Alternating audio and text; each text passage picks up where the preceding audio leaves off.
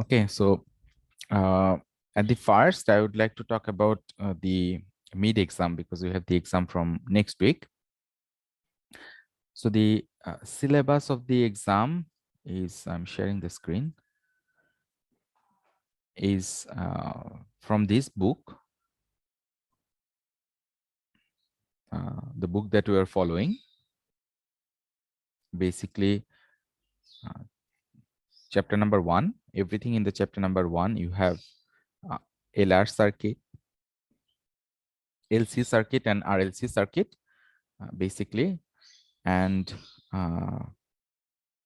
you have to go through the text here, as well as there is another book that I have shared it with you in classroom. So if you go to uh, Google Classroom, then here in the classwork, if you go to Classroom Drive, okay, here I have also uploaded the lectures.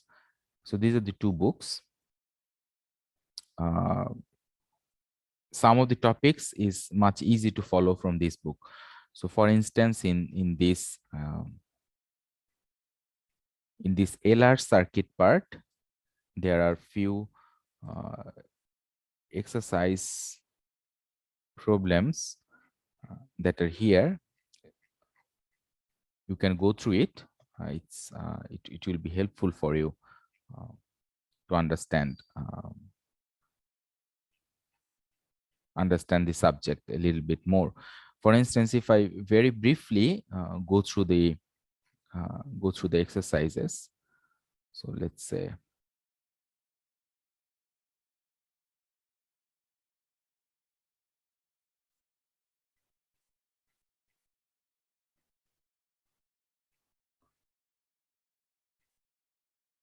uh, so uh, in these exercises you have many figures like this, where the voltage source is represented by U cosine omega t. U is the same as V sine or cosine omega t. So this is the source voltage, and you have an inductor L, which basically represents the line inductances, transformer inductances, and C is the stray capacitor. And then you have a breaker, and then you have a resistive load. So and then you may ask to calculate the value of the load current, for instance. So if you know the value of the load R, if you know the value of the L and C, basically what's the current flowing through the breaker, or if you have a fault here, then what's the value of the fault current. So value of the load current will be basically the voltage divided by as this is a load current, a significant almost no current will flow through the capacitor, so you can ignore it. So basically the value of the load current will be this voltage divided by the impedance from this inductor and the impedance from this resistor. And if it is a fault current, then you basically bypass this load. So the fault current will be this voltage divided by impedance from this inductor. And then uh, in this book, it's to calculate what is the transient recovery voltage if the breaker opens. So what's the transient voltage when the breaker opens? To understand it, you can go through this LR and LC circuit and RLC circuit. So similar problems are basically illustrated here with numerical values. Okay, so I recommend to do that or understand what's happening here. Similar circuit is here as well. So instead of a resistive load, you have also resistive and inductive load. So what happens if you have R and L in parallel? You can see it and also go through the questions. So these are the things, and in some cases uh, you are asked, in some cases is being told that what happens if the if you have a current chopping. So current chopping is a phenomenon where instead of a current zero crossing, if the current voltage before current zero crossing, if it interrupts before current zero, and suddenly it goes to, I mean, if the current value suddenly goes to 0 from here, then this is called current chopping. And what happens if you have a current chopping? Okay, so for instance, if you can go to this problem, so here it's asked to calculate the load current and what's the short circuit current. So you can solve it. So if you know the value of L and C, C2 and L2, then you can calculate what is the value of the load current and what is the value of the short circuit current. And then here it says that the breaker opens to interrupt the load current, derive expression for the recovery voltage when assuming that the current is interrupted at natural current 0. So what is the value of the transient recovery voltage when it interrupts the current? And then also it says that when the current is chopped at a certain current rather than current 0, then what happens? So the theory part from here is given. Interruption of small inductive currents here is current chopping. So you can go through this text. This is important because over voltages are generated from current chopping phenomena. So you have to go through the text here and basically calculate. So the concept here is you have this inductor and capacitors. So the stored energy in the inductor and capacitor at the moment of current chopping is actually stored in the circuit, and basically it oscillates. So here you can see that the stored energy W is half Li square is the stored energy in the inductor, and the stored energy in the capacitor is half CV square. So this is the total energy, and this energy will basically oscillate, and the capacitors will have the highest voltage, which is equals to half C V max square. And when the capacitor is having the maximum voltage, the inductor will have 0 voltage. So that should be equal to the total energy that is actually in the circuit, which is equals to W. So during the maximum capacitor voltage, it will be the sum of the inductor voltage and the sum of the capacitor voltage during the current time of current chopping. So from there you can calculate what is the maximum voltage appearing across the capacitor. Can you understand what I'm trying to say? If not, please let me know. I will repeat it several times if needed.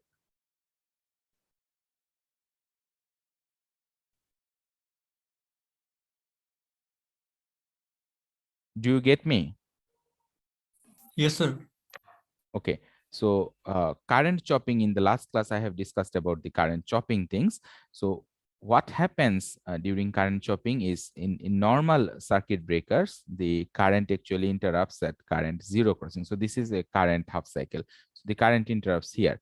But if you have a current chopping, then what happens is basically instead of a current 0 crossing, the current suddenly goes to 0 here.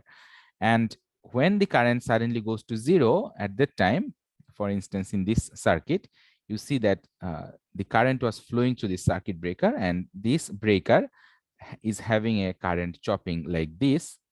So at that time, there was a current flowing through the inductor. So as the inductor current was flowing through, so this inductor has some stored energy, which is equals to half Li square. And the capacitor is also having a certain voltage across this capacitor.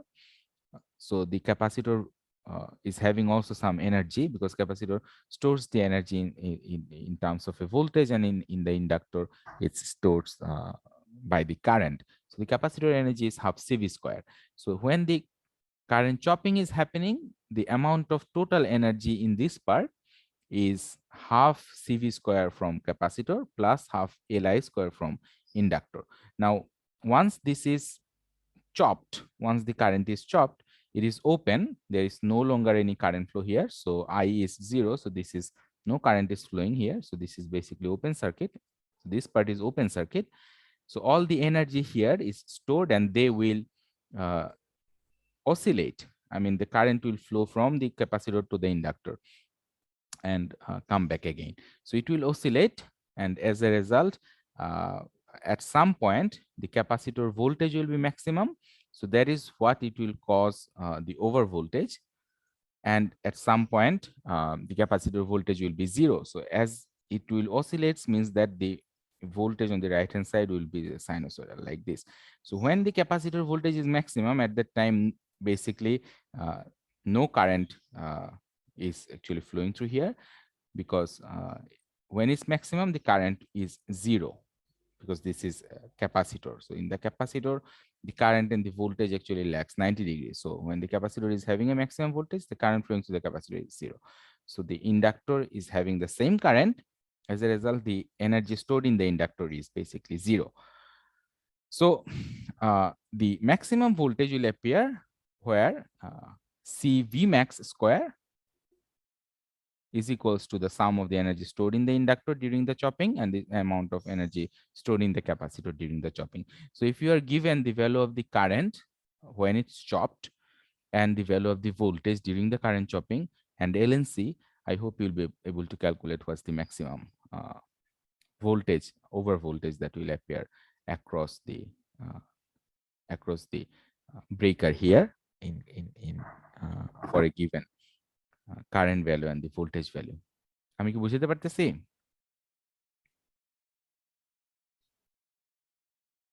Yes, sir. So from this book, please read this topic, interruption of small inductive current, particularly current chopping, and also try to solve the uh, numerical problems here. Okay. So for instance, here, the circuit diagram can be used to analyze the interruption of a capacitive current. The capacitive load is given by CL, much larger than the network capacitance C, and the current interruption takes place, and the current zero crossing. Give some examples. Okay. So in this case, for instance, if I give you the value of C and L, you should be able to calculate what's the current flowing through this line. Okay, if I give you the value of this voltage, for instance, you should be able to calculate what's the current and voltage following through this line. Okay, and if you have a if I replace these capacitors with inductors and resistors, then what will happen? What will happen to the transient recovery voltage? That is actually given here in the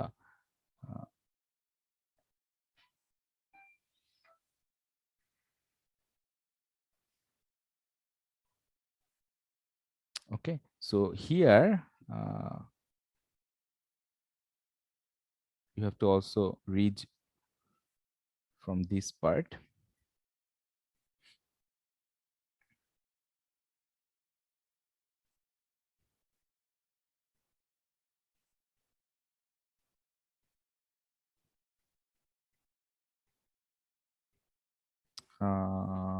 Just to wait, I have to find.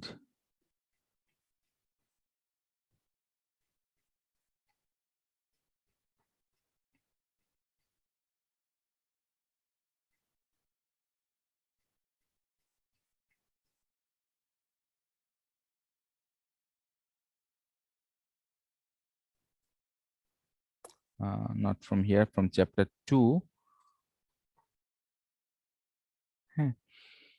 So for instance, is the same circuit again. So you have the source voltage here, and this is the load R, C, and L. Okay, and then you have the breaker. So what happens to the transient recovery voltage? So the transient recovery voltage is the voltage across the breaker. And that means the difference between the left hand side voltage and the right hand side voltage will give you the transient recovery voltage. So what happens if you have a resistive load and a capacitive load and an inductive load? So when the load is resistive, so this is the current, dotted part is the current flowing through the line, the solid part is the voltage. So when the current interrupts, that means when the breaker is open, at that time the current is zero. So after that the current is zero, and before that you have current. So as you have a current flowing through the breaker, so the left hand side and the right hand side is having the same voltage, because this is short circuited as you have a current flow here. Okay, and after the current is after the current zero, as there is no current flowing after this point, so then you will have a voltage appearing across this contact. So that is what we try to understand, what's this transient recovery voltage. So in case of a resistive load, if no current is flowing here, so this part is grounded, so the voltage on the right hand side is zero basically once the current is interrupted. So the right hand side voltage is zero, and the left hand side voltage, as this is open circuit, so no current is flowing through here, so this voltage is the same as the source voltage, so, which is the sinusoidal voltage. So then basically the left hand side voltage is the sinusoidal voltage and the right hand side voltage is zero. Here you see it by the dot line. So the if you subtract from one another, you get this shape, UL minus UR. So in case of a resistive load, the transient recovery voltage will be like this. Now, if you have a capacitive load, then as the capacitor basically leads the current in the capacitor leads the voltage. So you have a when the current is having a zero crossing, at that time the voltage in the capacitor is maximum. So when the current interrupts in the breaker, it's always interrupted at current zero crossing. So when it interrupts, at that time, UR or the capacitor voltage is having the maximum voltage here. And as there is no more current flowing, so it is holding this voltage. So you have UR is maximum negative here. And the left hand side voltage, as this is open, after the opening, the left hand side voltage is basically a sinusoidal source voltage. So it's the same as this voltage, as there is no current flow.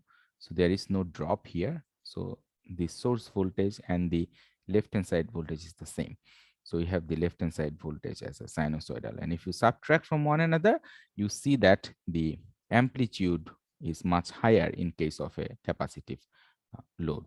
So the transient recovery voltage amplitude is much higher in case of a capacitive load. And if you have an inductive load, then what happens is that the inductor current actually lags the voltage. So when the inductor is having a current zero crossing, at that time the voltage across the inductor is maximum. Okay, and there are some stray capacitance here. So because of the stray capacitances, the right hand side voltage will basically oscillate here, as I already mentioned in the beginning of the class, that it will oscillate here. So because of this oscillation, you have uh, a oscillation on the right hand side, and there are some stray resistances here. Because of the stray resistances, this oscillation will damp out over time.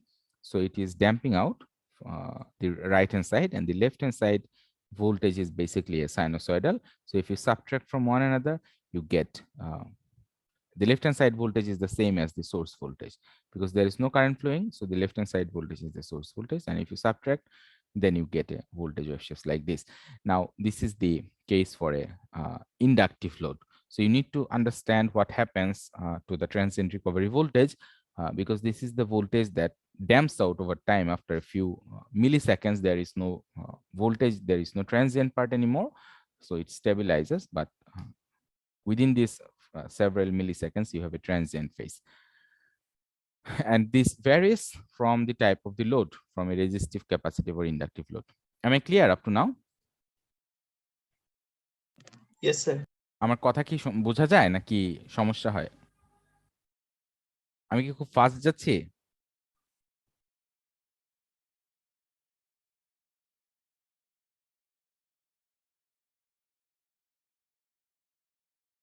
তুমি কি noise পাচ্ছ আমার কথাতে? No, sir. আচ্ছা, কারণ এখানে একটা মেলা হচ্ছে, মেলাতে অনেক বেশি নয়েজ, অনেক বেশি সাউন্ড, এবং there's lots of music going on around me. So তোমাদের কনসেন্ট্রেশনের সমস্যা হয় কিনা এই জন্য। তো এগুলা বলার মেইন উদ্দেশ্য হচ্ছে যে দিস থিংস আর ইম্পর্টেন্ট। হ্যাঁ, so the things that I am covering here, these things are important to know. So this, particularly from this book that I shared later, you go through this recovery voltage. So what is this recovery voltage and how the recovery voltage varies from resistive, capacitive, or inductive load? You need to understand it. So please go through here.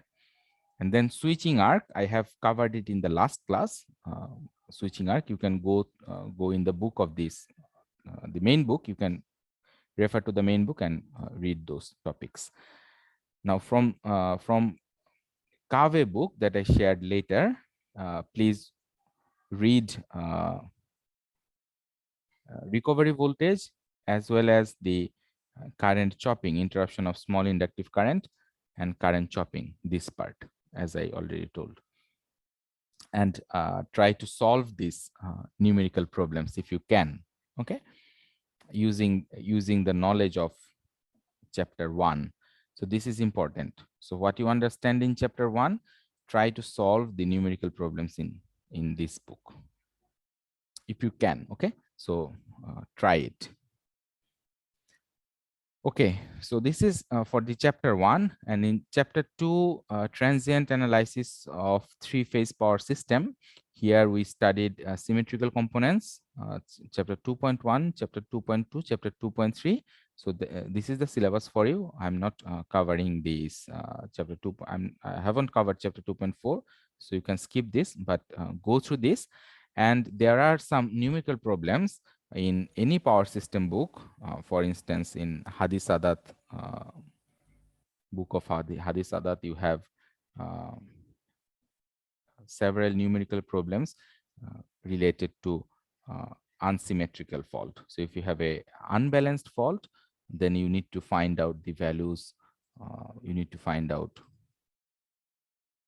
these values of the symmetrical components, or if you have if you know the symmetrical components, then you may need to reconstruct the value of the unbalanced fault currents. So these kind of numerical problems uh, you have to do that from any power system book, okay.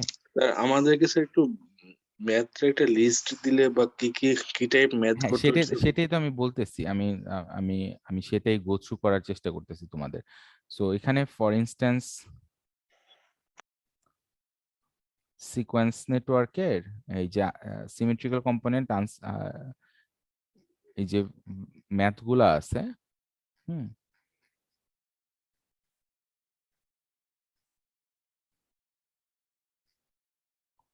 এই math গুলা power system course যারা করছো তোমরা already জানো, so you have to do that.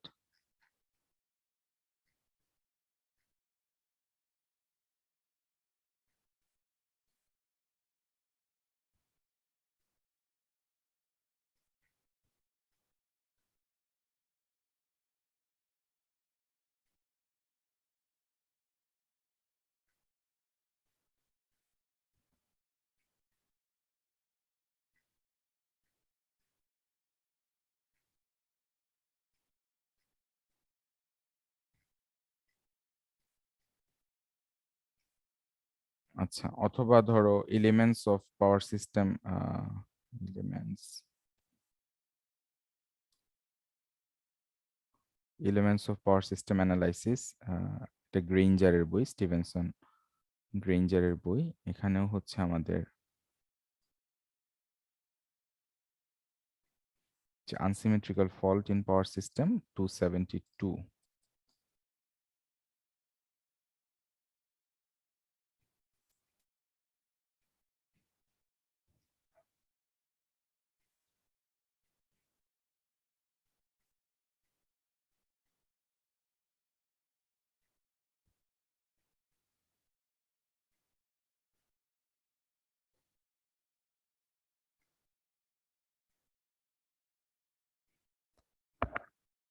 So basically আমাদের দাঁড়াও আমি numerical প্রবলেমগুলো টাইপগুলো দেখাই যে কি টাইপ।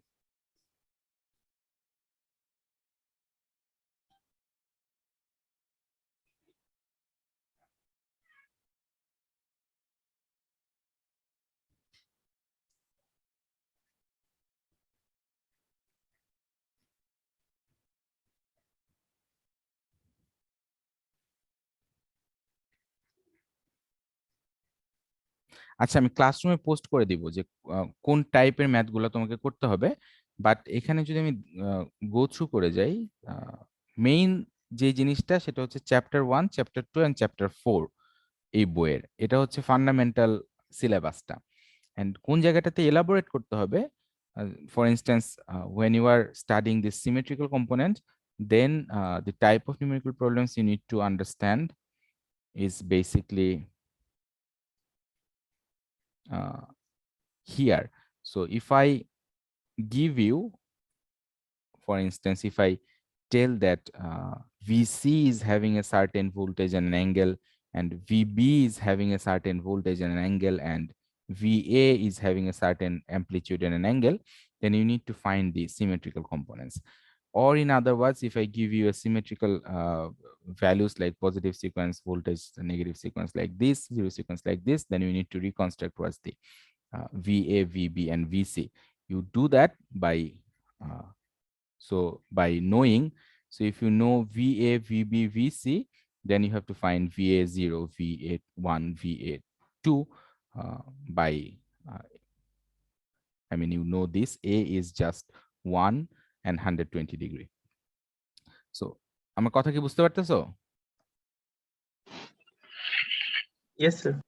স্যার বোঝা যাচ্ছে স্যার, কিন্তু স্যার যে ক্লাসরুমে যদি স্যার একটু লিস্ট বা কি টাইপ অঙ্ক করতে হবে তাহলে স্যার সুবিধা হতো স্যার আমাদের এক্সামের আগে দেখার জন্য। আচ্ছা, সো পাওয়ার সিস্টেম বইয়ে এই ধরনের ম্যাথ আছে, মানে এটা হাদিস সাদাতের বই হোক অথবা হচ্ছে আমি specifically for instance here you see যে এখানে 0 1 2 এটার ভ্যালুটা কত আসবে, তুমি যদি এবিসি এর ভ্যালু জানো, it's 1/3 of A plus B plus C.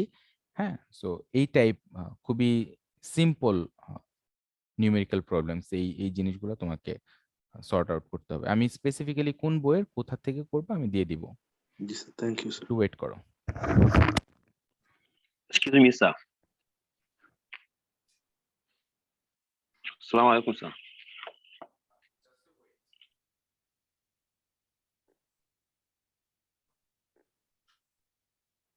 Assalamu alaikum, sir.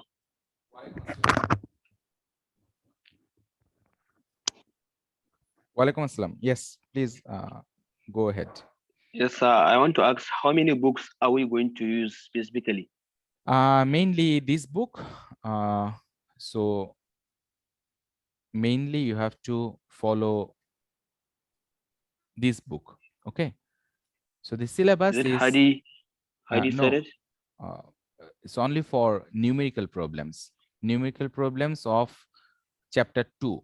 So for numerical problems of chapter 2, I will tell what kind of problems you need to solve. Am I clear? For chapter 2. For chapter 2. So for chapter 2, from this book, the numerical problems you have to solve is from the book of Hadith Sadat. And for numerical problems in chapter 1, you have to solve it from this book. Okay. Okay, chapter 1. The numerical problem is from this book. Yes, for chapter 1 of the main book. So this is the main book I'm following, Transients in Power System. But there is no numerical examples here in this book.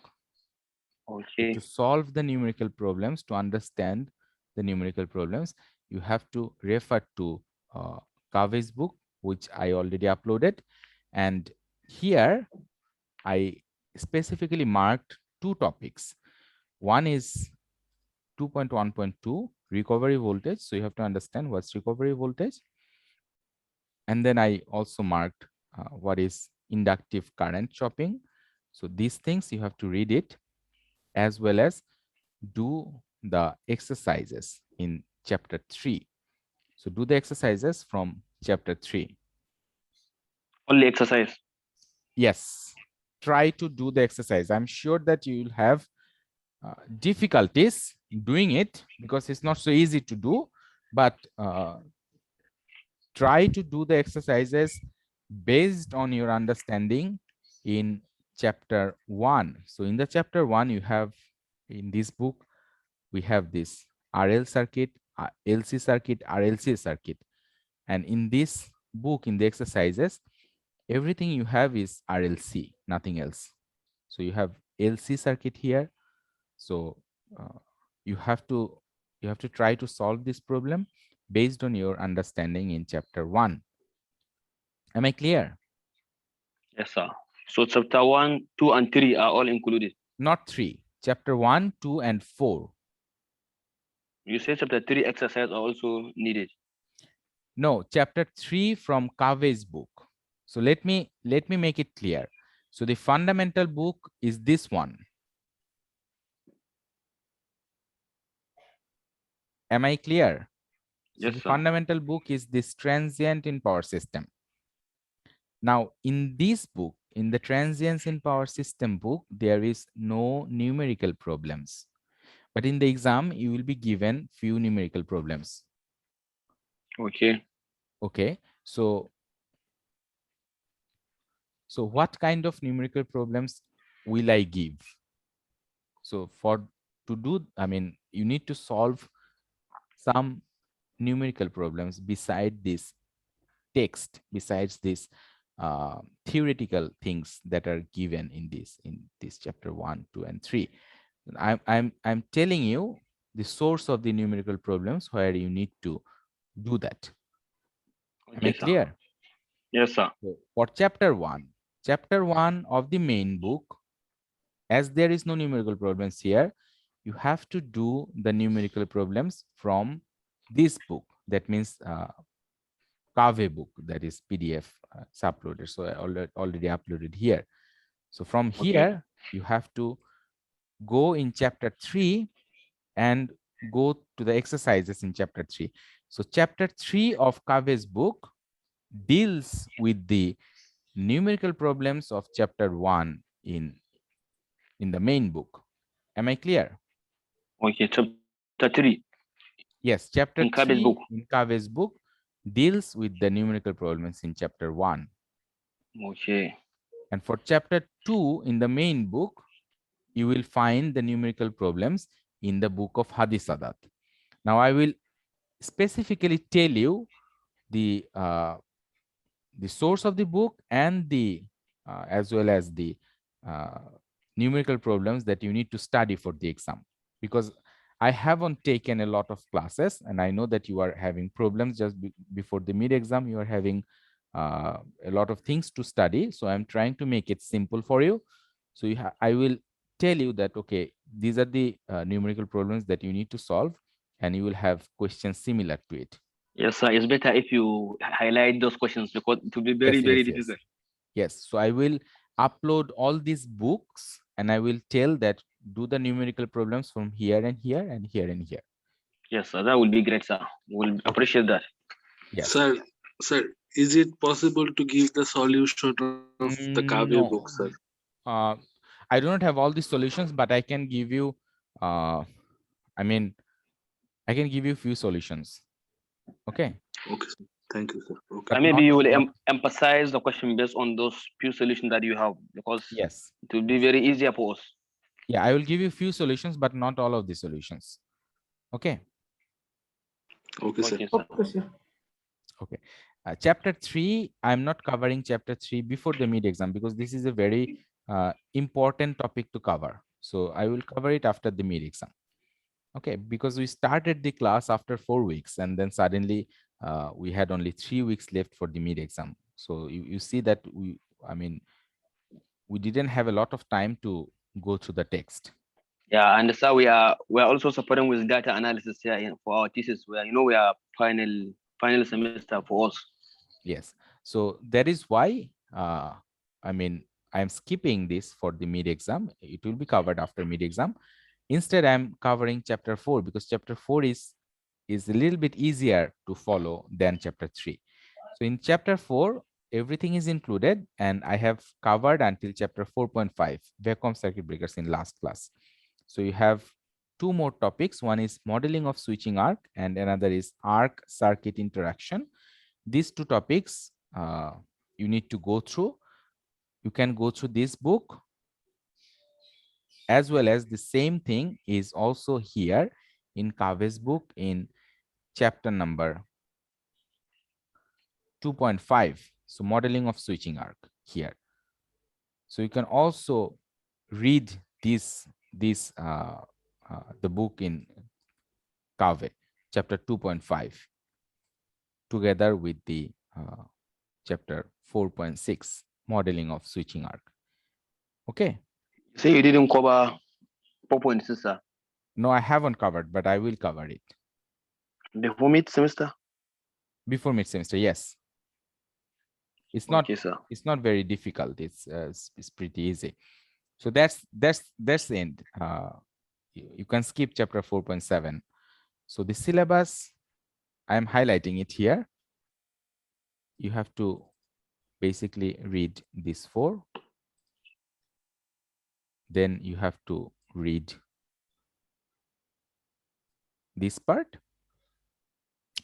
and from the circuit breaker part you have to read this. Am I clear? Yes, sir. So this is the theoretical part, and for numerical part I will tell you specifically where you have to read, which part you have to read. Okay, so I will mark in the Kave's book. I will give some solutions. I will upload it in the classroom, so you have to practice it before the exam. Okay, sir. Okay. So now let's go to, so is it clear for mid-semester exam? Okay, so there will be 3 questions and you have to answer 3 questions. So there is no option. That is another thing. Okay, sir. So you have to answer 3 out of 3 questions, but do not afraid, do not panic. I mean, in the exam, if the things becomes very difficult, do not panic. Answer as you understand. Okay. Okay, sir. Because at the end, if it is that most of you have done bad, I will probably scale the gradings. So you do not have to panic, or you do not have to worry a lot. Rather, invest time on reading these topics and do the numerical problems. Then I think it will be easier for you. Okay. So let's go to modeling of switching arc. 68.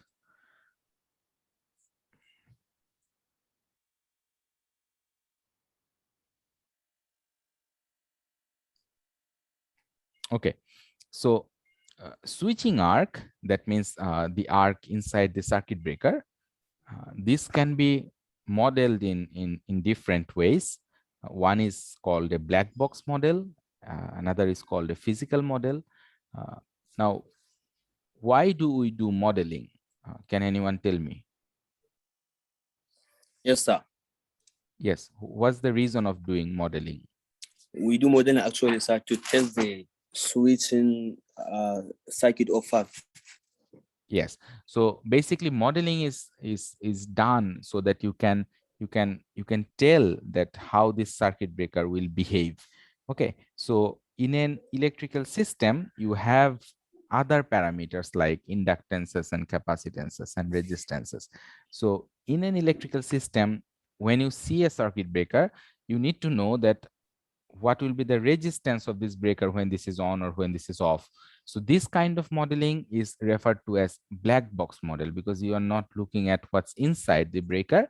Rather, you try to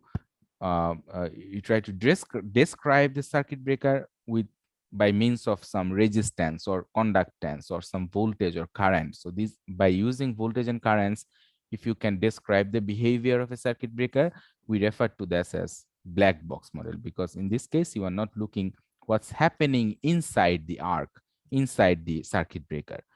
Instead, I mean, on the other hand, physical models are models where basically it tries to predict the behavior of the arc. So what will happen inside the arc? So what is the temperature of the arc? How the temperature of the arc will vary if you vary the medium, for instance. What will be the temperature of the arc if you increase or decrease the pressure of where the arc is burning?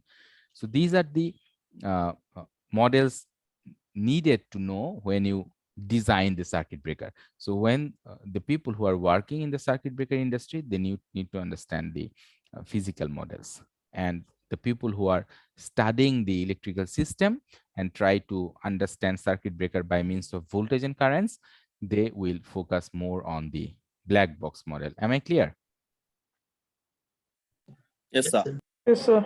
So the physical model is based on on the Maxwell's equation, as well as the law of thermodynamics and fluid dynamics, because arc is a fluid. So how this arc will move. Okay, so what will be the velocity of this, what will be the velocity inside the arc? These questions will be answered if you can solve the Maxwell's equations together with the fluid dynamics equations. So that is done in the physical modeling. Now, our emphasis is not on the physical modeling, our emphasis is on the black box models, because as an electrical engineer, we want to know the behavior of the arc, but we do not need to know very in detail what's happening inside. So black box arc model basically sees the arc from the outside and tries to model or describe the arc by means of voltages and current, or by means of resistance or conductance. Okay, so we'll mainly focus on the black box arc model. And the black box, we have two types of black box arc model. One is a Cassie model and the other is a Meyer arc model. Now these two are two scientists who described the uh, arc at two regions. Cassie arc model, basically Cassie investigated the arc at very high arc currents. So he investigated the arc voltage at very, very high currents. In the other hand, Meyer is a scientist who investigated the arc at low arc currents. So so Cassie's model work very well when the arc current is high, and Meyer model works very well when the arc current is low. So together they work pretty good. Okay, am I clear up to now?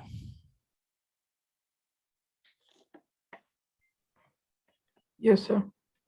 Okay, so the fundamental in both of this model is that the arc conductance, that means the conductance is the inverse of the resistance, is a function of the power supplied to the arc. So basically what it says is the arc conductance G is a function f of what's the power supplied to the arc.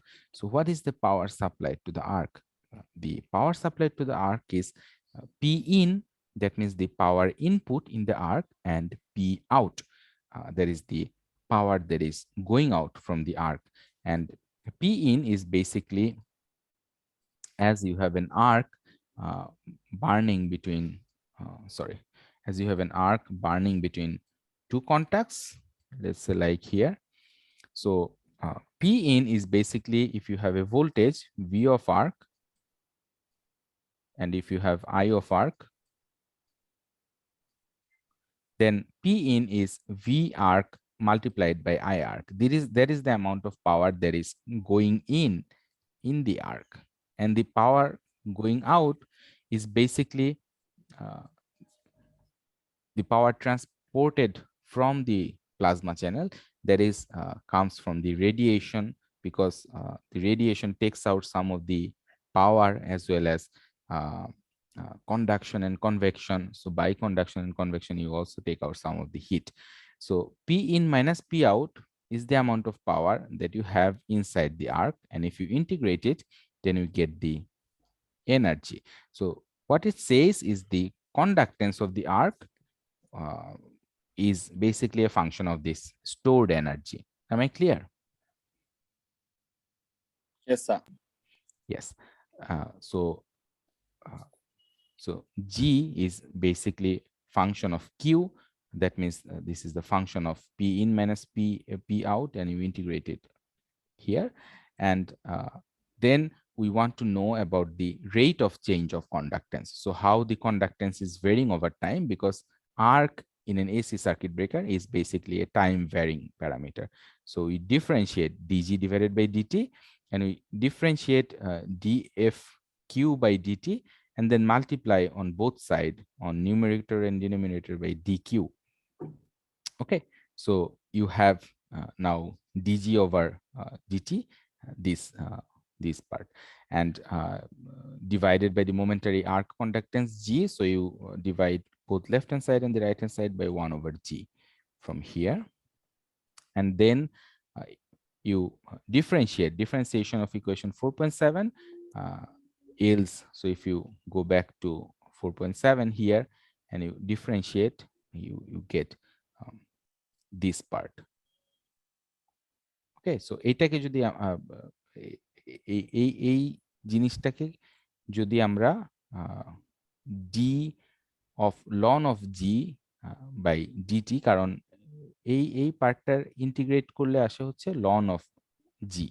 হ্যাঁ, so এরপর এই পার্টটা এখান থেকে dq by dt, you get dq by dt is f prime q, so this is f prime q, f prime q is here, and then এখানে যেহেতু একটা integration ছিল, so if you differentiate it, এই ইন্টিগ্রেশনটা cancel out হয়, so you have p in minus p out, so you have equation like this. So Mayer এবং Cassiart model, এই দুইজন these two persons basically took the assumptions differently. So what Cassie assumed is that the arc channel has a shape of a cylinder filled with highly ionized gas with a constant temperature. So Cassie assumed that the temperature is constant but with a variable diameter. So the diameter changes in the arc as the arc current changes, the diameter changes. So that is what Cassie assumed, but with a constant temperature. And based on his assumptions, he calculated, he formulated the equation like this. Okay, so we had this d by dt of ln of g here.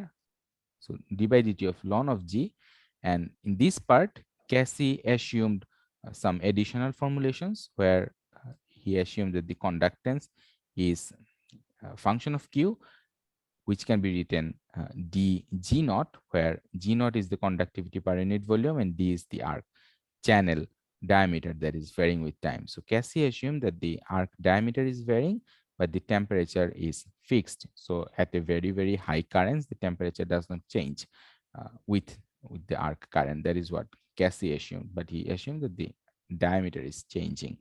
So from these assumptions, you derive an equation like this, where basically this P naught by Q naught, and you have U arc divided by U naught square minus 1. So that tells us the derivative of ln of the conductance, it can be linked with Q naught by P naught, which is called the time constant tau, as well as the arc voltage. So that means that you can describe the arc's conductance in terms of a parameter called time constant tau, as well as the U arc and U naught. So this is what basically the Cassie's formulation is. In this book, you can find a bit more detail about the similar formulation. So you can also go through the black box model part here. Okay. And Cassie's black box model and Mayer black box model. So in case of a Mayer black box model, as he worked with the lower currents, he assumed that the temperature of the arc core varies with the current. So he assumed that the temperature changes with the current. Cassie assumed that the temperature does not change with the current, but Mayer assumed that the temperature changes, whereas the arc column does not change with the current. This is the assumptions of Mayer. So based on this, they have two equations which basically describes the behavior of the arc, and these two models are called the black box model. Am I clear? Yes, sir. Yes. So this is the thing that you need to go through it. You need to study it. Okay. So basically that's it for the mid exam. I do not want to give you more topics. We will, inshallah, we will cover most of the bulk of the topics after the mid exam. Okay, sir. Okay. So you have the exam on the last day, 21st of January, and before that you have breaks. So if you have any question, I can arrange a short discussion class if you have any question before the exam. So just let me know in the classroom, okay? And I am repeating the syllabus again. The syllabus is this one, chapter 1, chapter 2, and chapter 3 here. On top of that, you have numerical problems from chapter 1 and chapter 2. So that is it. Do you have any more question? No, sir. Maybe after you upload the numerical Yes. solutions and questions. Okay. So please go through it, and if you have any issues, we will address it later on, and I will upload the numerical problems in the classroom. Okay, sir. Okay. Then So how many questions are they coming from? Like math question, mathematical question, or numerical? you have more or less 50%, 40% numerical problems. Oh, so that's too much. Last year, But syllabus were different. yes, but it's not it's not difficult to do that. Okay, sir. We'll see. Sir, class time is from 2 p.m. Sorry? Class time, exam time is from 2 p.m. Exam টাইমটা আমি ঠিক sure না, আমি একটু দেখে তোমাকে বলতে পারবো। স্যার রুটিন তো 2 p.m. দিছে, আর ওই দিন তো শুক্রবার থাকবে, তো নামাজ তো 1টার দিকে শেষ হবে।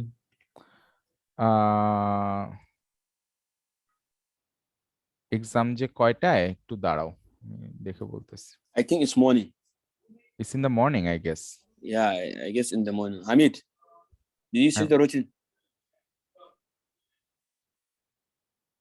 You will verify that later, but I think it's in the morning. Probably from 10:30. It's probably from 10. Yes, sir. 10:30 to 12, I think.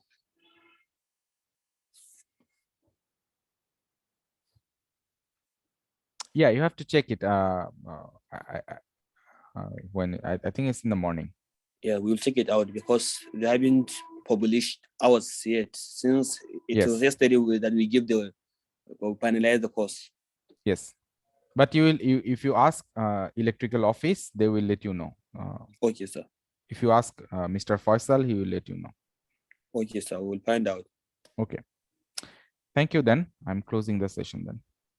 Okay, sir. Assalamu alaikum. Walaikum assalam. Assalamu alaikum. Walaikum assalam.